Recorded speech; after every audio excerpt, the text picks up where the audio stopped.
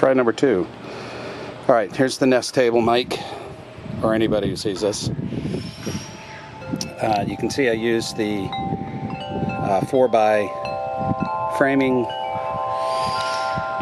dealios.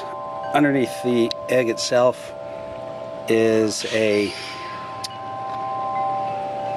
I think it's a 1,200, 1,500 pound rated Lazy Susan.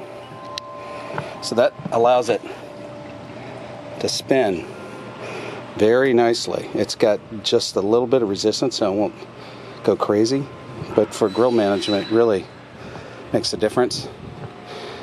I kept it pretty simple, didn't do a whole lot of gussying up. I got power out here for USB, and I'll get the dimensions on paper. Sorry about the glare there. LED lights, power in the back, and of course I think these are 4-inch casters.